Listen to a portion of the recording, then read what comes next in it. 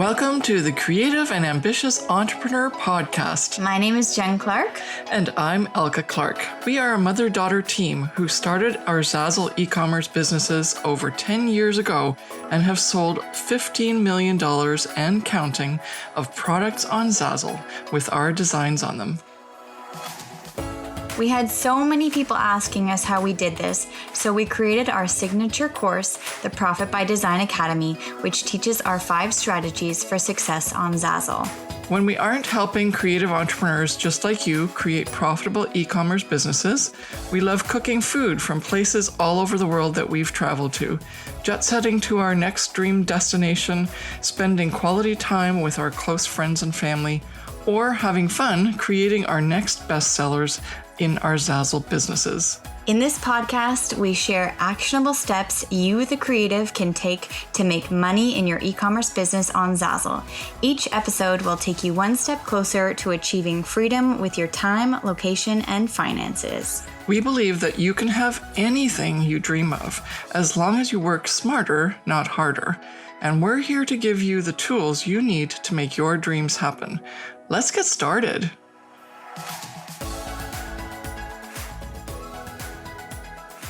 Well, hey there, it's Elke, and welcome to another episode of the Creative and Ambitious Entrepreneur Podcast. And I'm flying solo again today because, unfortunately, Jen's allergies are just a little bit too much, and I have to do these recordings so that you can have another podcast to listen to. So thanks for your patience with poor Jen. And once the season is over, she'll be back on board. But in the meantime, unfortunately, a couple of these episodes are going to be without her. All right, so let's get diving into this week's episode.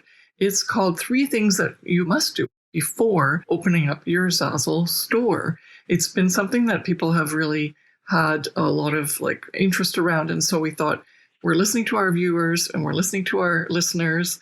And so therefore, we're going to do this episode. And you'll be surprised as to what it is that you need to do before opening your first Zazzle store. And obviously, if you've already opened up a Zazzle store, then you are going to go like, oh, shoot, I should have done this beforehand. But it's okay. You can still fix it even after you've opened up your first Zazzle store. You can always open up another one, or you can fix the one that you've already opened. And it'll help set the course for a more successful Zazzle journey to success compared to where maybe you are right now, especially if you're having trouble and you're not making the money that you want to make. So let's backtrack just for a minute. I know that in the introduction, we talk about who we are and what we've done, but I just wanted to let you know that as of the time of this recording, we have continued to make money on the Zazzle platform as all the way through COVID, and it's still going on. In Canada where we are, there's still COVID restrictions. We're getting higher cases. And we are just so blessed and fortunate that the Zazzle platform that we built our businesses on way back when they first started, and we started in 2007, 2008, and they're on that platform consistently. Some places where you might think, oh, I'm going to start an online business on Amazon or Etsy or Redbubble or Society6 or Spoonflower or Teespring, you name them, or do Shopify, whatever you want. Those online businesses have changed so much. The structures have changed. The way that you can make money or how much money you can make has actually probably changed to the point where it's frustrating. Whereas on the Zazzle platform, it's becoming easier and easier because, first of all, we do training and we do coaching. So we just don't hold back in terms of what we teach you from what we have learned in our success journey on Zazzle so that you can do better than we did when we first started. It took us 14 years to make 1.5 million combined, whereas some of our clients are now already catching up to us in terms of how much they're making. And combined, our clients have hit over $6 million in Zazzle sales, which is awesome. It means that they're getting close to that $1 million mark combined for their own earnings. And we're so excited, and we want you to be successful. And that's really important to us. And that's why we've done this in the first place, because we didn't need to. We could just have been Zazzle designers that kept going and kept all our secrets to ourselves, but we didn't. And so here, you're listening to this and you're a newbie and you're just starting out on the Zazzle platform. We want to make it as easy as possible for you. avoid those things that we found were hurdles and kept us back from being successful when we first started. And so I just want to let you know that we're pouring our hearts out here. We're making sure that you start on the right foot and that you make sure that you can be as successful as possible, as quickly as possible. Now, obviously, if you want to learn more, there's a coaching program, there's a training courses. At least join our Creative and Ambitious Entrepreneur Facebook group so that you can be in the know when we do these free trainings and things. But here in this podcast, we're going to give you 3 things, very specific things that you have to do before you start your Zazzle store. And as I mentioned before, if you've already started it and now you realize, oh shoot, I should have done that, then you can either start a new store, but sometimes that's not the best strategy. Obviously, we could help you with that in terms of letting you know which way you should go. But the other option is to fix your store that you already started. It's never too late. Okay, so let's get started with 3 things to do before opening your Zazzle store. Either way, whether you're a brand new or already a seasoned Zazzle designer, you're going to get a lot of value out of this podcast. So let's get going. All right, so as of last year, which is 2020, we have some stats for you because we're going to get into some numbers today, just so that you can really understand the full scope of what Zazzle is all about and how any online business at this point that's an e-commerce business would be a really wise choice for you to start a business rather than starting with brick and mortar or a franchise or, starting from scratch and just figuring out what you want to do. Why don't you hop on this e-commerce online business bandwagon and get started as soon as possible, because right now it's just thriving. When Jen and I started back in 2008, it was hard. People were still not even trusting of the internet, and they definitely didn't want to give up their credit cards or think that they're even going to get the merchandise that they bought online. Whereas nowadays, it's just something you do, right? You just give out your credit card freely. You've got a ton of sites that you're, bookmarked on your computer or on your phone, and you go routinely to shop on them. Well, welcome to the e-commerce revolution. And so therefore, having then the opportunity to use the Zazzle platform to actually make money, and riding this e-commerce revolution is a fabulous thing because it's basically a business in a box, right? Zazzle does so much for you compared to Amazon and Shopify and Etsy. And so you're all set to go. The problem, though, is that we all think it's so easy, we can just do it. And also the store, it's like opening up an account and setting up a store is free. And so everyone just thinks, oh, well, that's if it's that easy, it should be easy for me just to put up some products and then I'll start selling.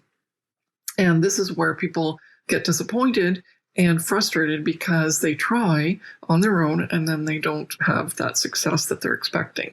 And so that's why we even started doing all of the coaching and training, because there's a lot more to this. You're starting an online business and you have really high expectations for earning in the really nice figures, right? You want to make 5 figures and 6 figures. You don't just want to make a couple of dollars every so often. And that's the first thing that everyone searches when they check on the Zazzle, check out Zazzle on Google. How much money can you make on Zazzle? They type it in and then they go, and you get all these people that go, oh, well, I'm just lucky. And I think it's a good thing, but I'm making about, a couple $100 a month. And then there's others that go it doesn't work. It's a scam. And it's like, oh my gosh, why is that out there more than the people that actually are successful? Why? Because a lot of people keep it to themselves as to how much they're making. But on the other hand, there's people like myself and Jennifer that say, hey, guess what? This is a viable business opportunity. So let's just start right and actually treat it like a business and get going and do those things you need to do to actually see those numbers coming in terms of the sales. All right. So guess what? 1.8 billion or 1.79 billion shopped online last year. And so they bought something online last year. Holy smokes. There's about 7 to 8 billion people in the world, and almost 2 billion bought something online. So if you haven't yet figured out that this is a good business opportunity, definitely this is the way to go. Then 48% of those consumers were actually female. So this is something that I want to bring up right away because the women like to shop. And actually, I was surprised that it was only 48%. I thought it might be even more. But maybe there's 2 or 3% that go nope, gender neutral, all that stuff. But the key here is that women shop mainly more so than men, especially for things that are on the Zazzle platform. And so when you start your store and you start thinking about what you want to do and how you want to approach the customer and so on, and how you want to position your store, keep that in mind, that really we're dealing with the woman shopper. And the men who shop there are also obviously interested, but they're not as active in that space. And so it's really important for you to understand that we're targeting women when we're selling on the Zazzle platform.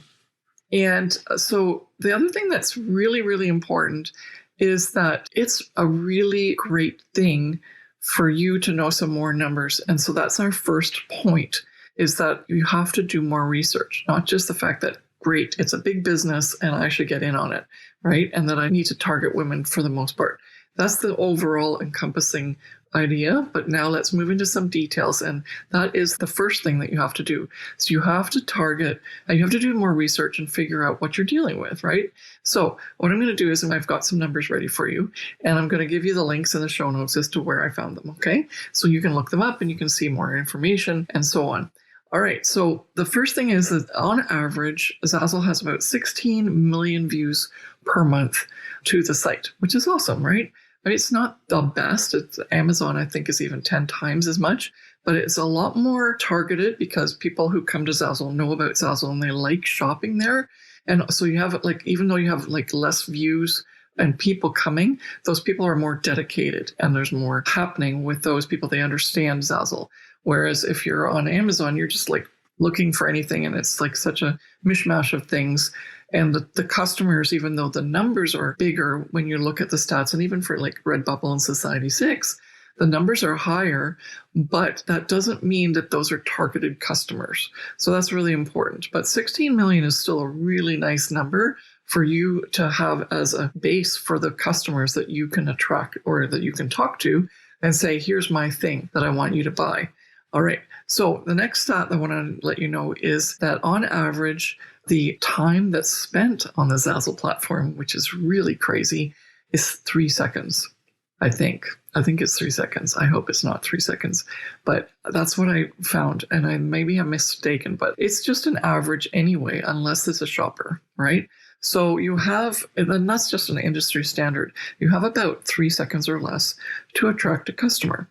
So when we get into some of the other points, I want to bring back to this point and say that, and I just will mention it here just so that in case I forget, is that you don't have very long to attract that customer. So you better make that thumbnail of your product extremely visible and clear and desirable for that customer to go like, ooh, what's that?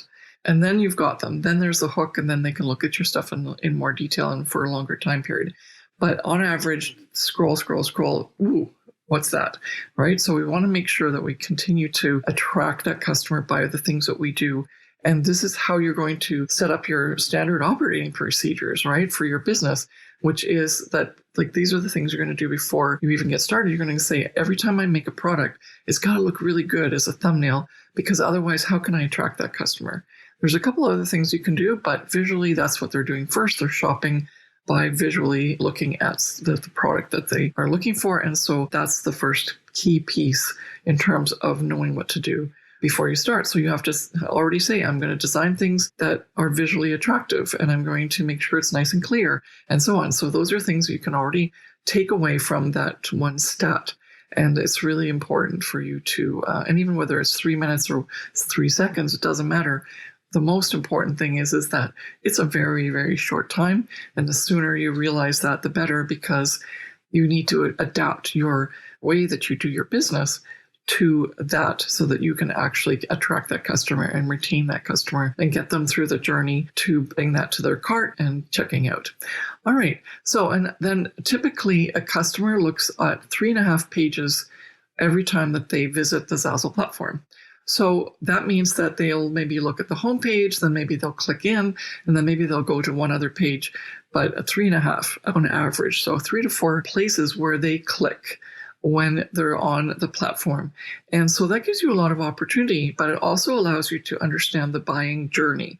So more than likely, they will come either to the homepage, and then from there, they'll click on some sort of category that you may have a product within that category that's currently being advertised on the homepage. So that would be a part of your strategy, right? Is to learn how to do that research and to constantly be looking what's on the homepage and do I have anything that when they click through, they might actually see my product.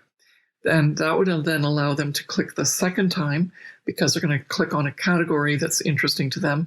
And then they might find your product. So that would be the third click. And then they might actually find some extra things that they might want to buy.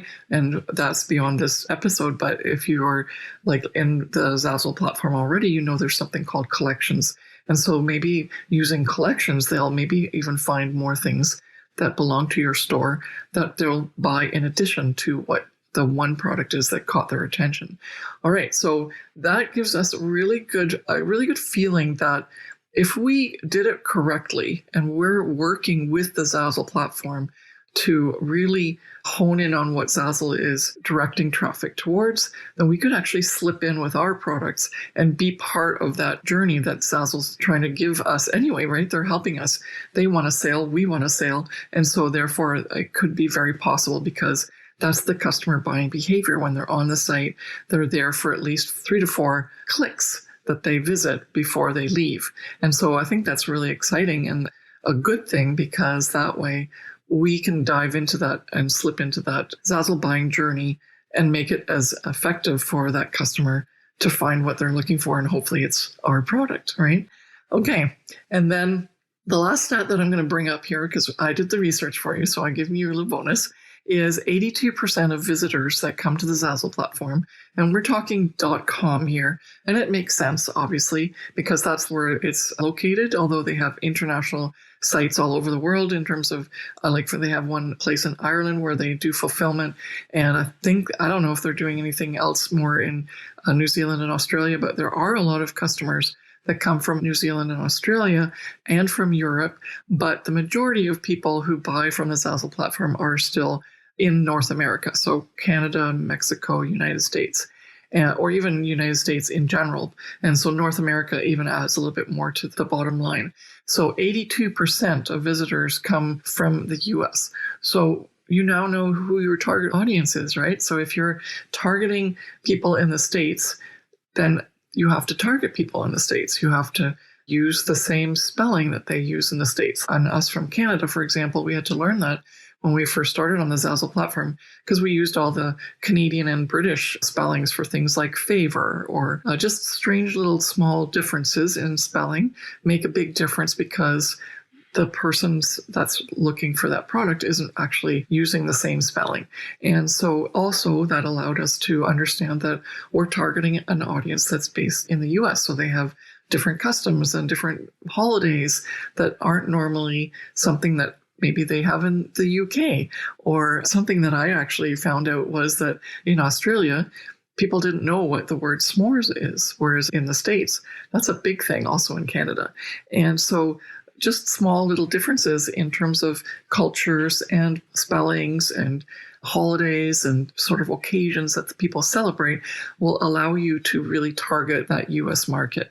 And for those who are international sellers, like you're based internationally and that's where you come from and where you live, and you're now trying to target this US audience, you'll have to do a bit of research to make sure that you know how you're targeting that audience and not assuming that everyone's the same as where you live in terms of your traditions and your occasions that you're going to probably target an audience for. Now, you can still use those other countries as a way to target more micro niches. But on the other hand, to get that first customer base so you get the most chance of selling is definitely got to be the US. So that's my tip for you, based on all this research that we've just done and based on the numbers and the stats. So obviously you're going to keep looking at that research, but this is just a small little tidbit of certain points, and you can really draw from that in order to get that information so that you can really position your store really well when you start it out. start out. And maybe if you're not even starting yet and you're already like on the Zazzle platform, maybe now by us going over these statistics, you'll understand, oh shoot, I should have actually focused more on the US market, or understood a little bit more about how I set up my store so that I can get those 3.5 clicks and make sure I don't have people trying to dig into my store to find out where they can find something, for example. Okay, so that's the end of my point for the research.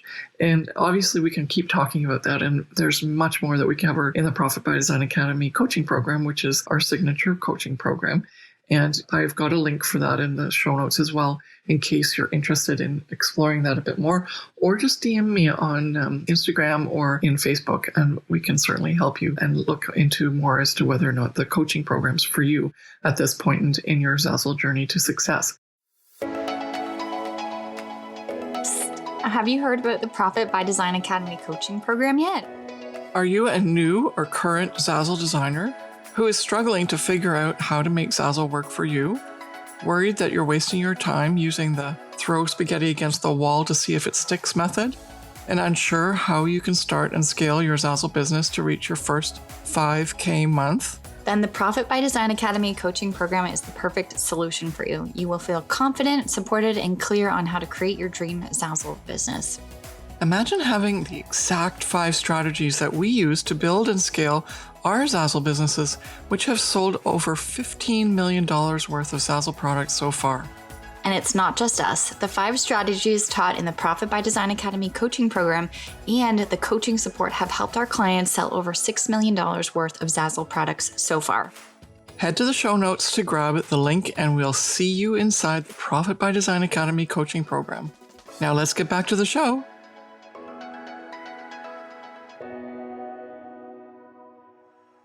Point number 2, in terms of what you need to do before you start your Zazzle store, is decide on your brand.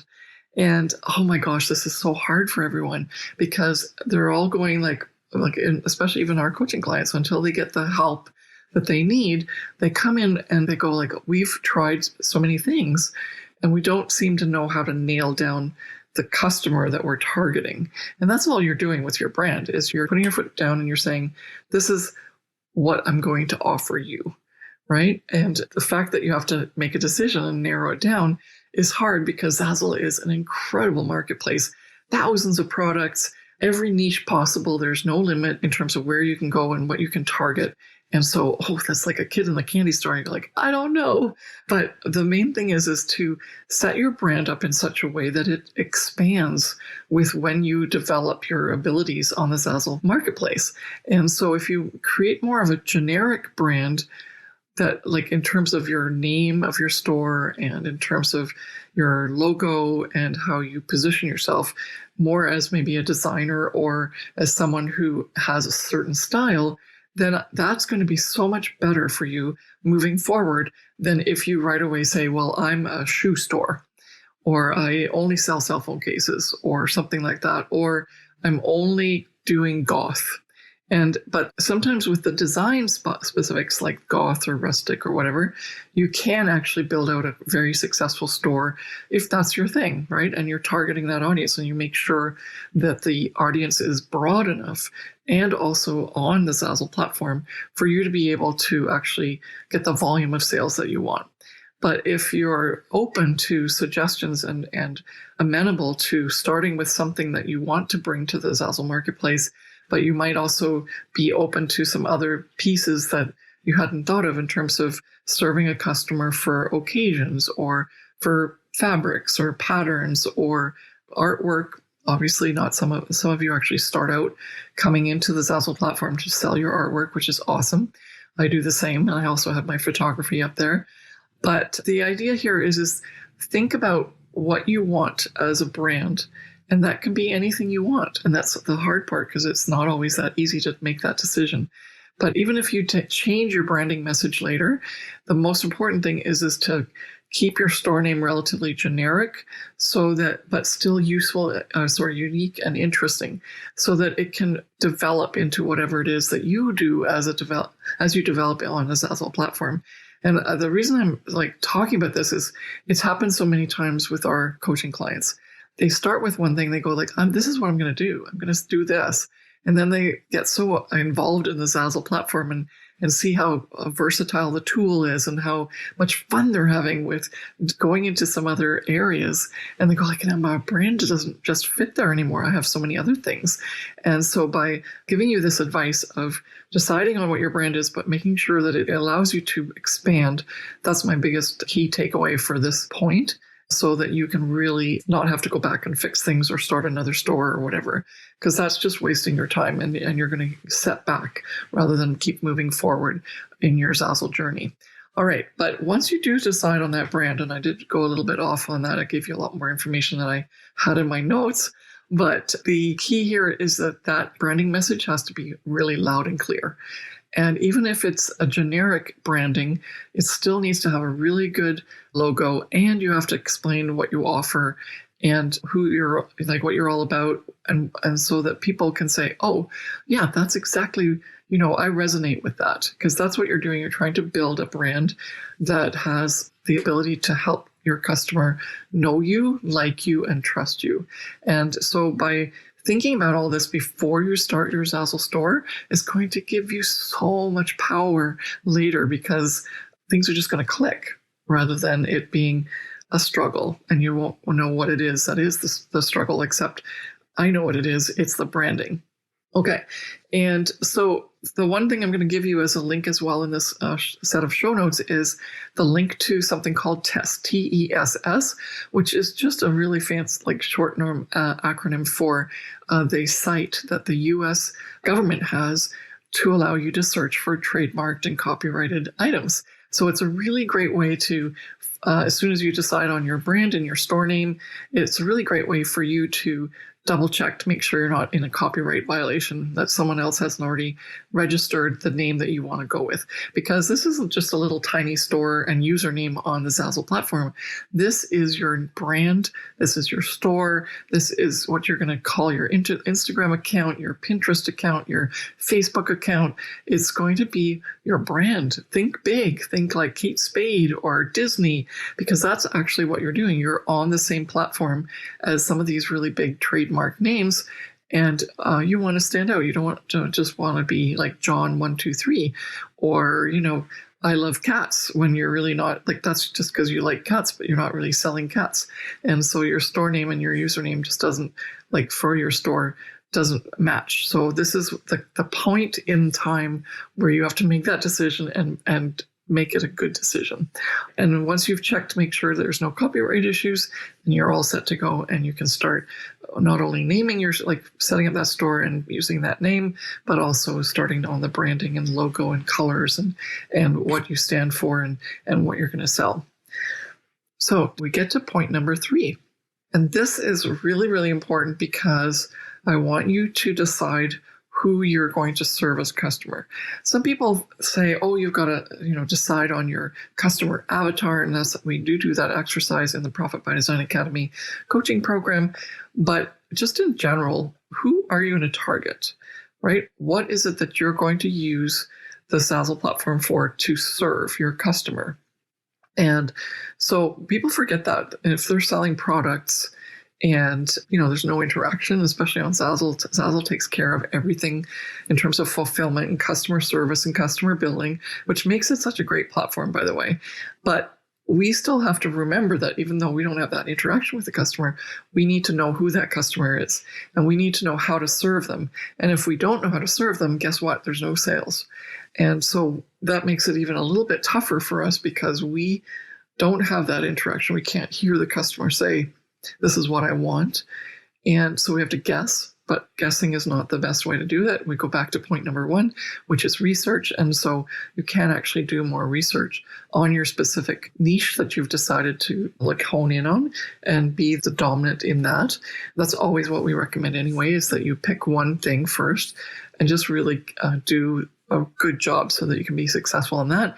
And then you can expand into another niche or something like that. So, some people like to say, okay, I'm going to work on selling my artwork, or I'm going to, work on occasions, or I'm going to work only on weddings, or I'm just doing everything but occasions. I'm doing all the wonderful things that are everyday items. So whatever it is, or business, anything you want that you can hone in on to sort of grab a piece of the market share on Zazzle is what you're going to use as a way to define who your customer is, right? So for example, if the customer were someone who was like in their 20s to 30s, and they have interests in like parties and clothing for their kids and decorating their kids' rooms and so on, and then the kids can start going to school, then you already know exactly what kind of products you're going to offer on the Zazzle marketplace, because you're going to target that particular customer so that they have all those things that they can like use your products to do the things that they have to do in their life cycle. And I think that's really important and then also remember you're giving them a service. And even though they're buying the product, you are serving them by making their life easier or happier. And because you're doing that, that allows you to have a completely different approach to how do I make products and what products do I make.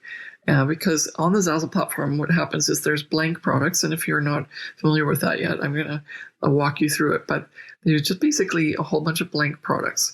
And it's up to you to add a certain design on it to make it the final product, right? Because they're products already, but they're blanks. And then the customer will buy the blank with your design on it. And the reason that they want to buy that and they want to pay extra for it or pay you for it is because you have added value to the blank, right? Because they could buy the blank and add their own. But the reason that they're buying yours when they do buy it is because you've added value by adding your design on it. And that could be like a text design, it could be a pattern, it could be your artwork, it could be a photography, it can be a graphic design, a pattern. It doesn't matter. It's just a matter of how you took your creativity and added to the product that would have otherwise been a blank that they would have had to work with. And so by allowing yourself to immerse in that customer's like world, right? What do they need? What is their thing that they're working on to get? And if you can find that out and learn from that, like let's say they're a bride and they want to have a wedding invitation. At that point, you have to then research what's trending right now in the wedding space. What fonts, what colors, what designs. Do they want eucalyptus? Do they want glitter? Do they want, snow? Do they want, is it a summer wedding, a winter wedding? Is it? And those types of things are then how you're starting to target your customer.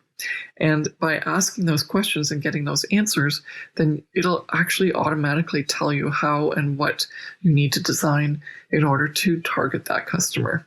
And so this is really important when you start your store, if that's what you want to do in terms of dealing and working with the Zazzle customer.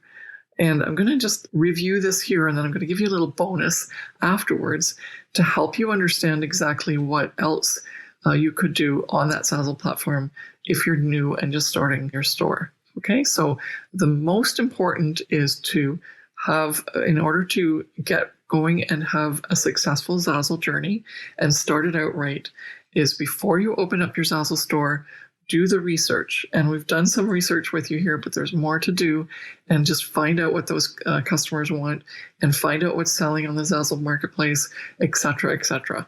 All right. The second thing is to decide on your brand and then to really make it clearly, like have the processes in place to make sure that that messaging with your brand is actually executed when you start opening up your Zazzle store. And the Zazzle platform gives you this opportunity by having your homepage set up properly, and that's where your branding message really stands out. And then the third point is to decide on your target customer. You can't just be a something for everyone. It's not going to work. You're going to stretch yourself too thin. And unless you target a specific area initially, you're never going to get a foothold. Zazzle is a big marketplace. And unless you really dive in and give it your best and give it a good shot and do that research and post enough products that will ultimately grab a foothold in that marketplace, you're stretching yourself too thin if you just try to do something on every area and every niche that Zazzle sells in.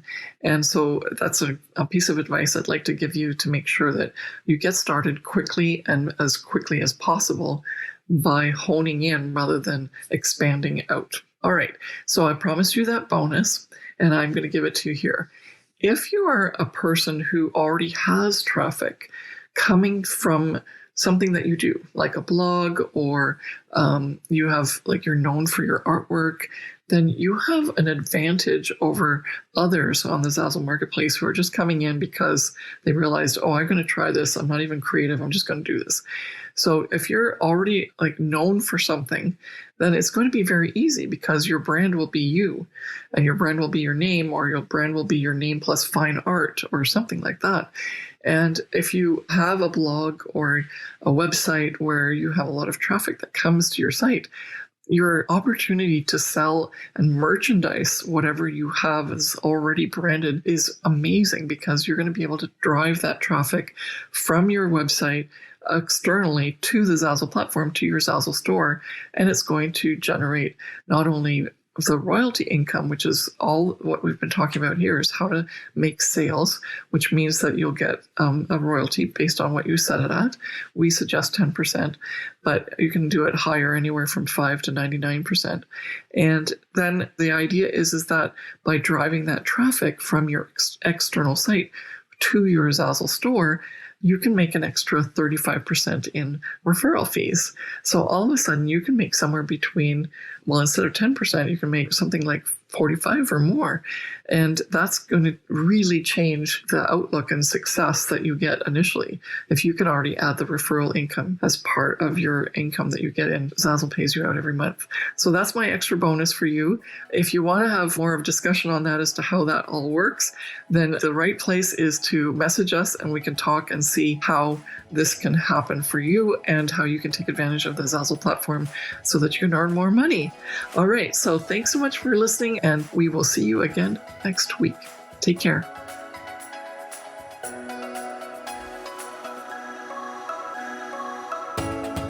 Thank you so much for listening to The Creative and Ambitious Entrepreneur with Jen and Elke Clark. We hope this episode has given you actionable steps to start and scale your Zazzle business so that you can have the passive online income to have location and time freedom to live your dream life. If you've enjoyed this episode, please take a minute to subscribe, rate, and review the podcast. Each review helps us reach more creative entrepreneurs like you working to create a profitable e-commerce business. And don't forget to take a screenshot and share it on your Instagram stories and tag us at Miss Jen Clark and at Elke Clark. We'd love to hear your biggest takeaways from today's episode. See you back here next week.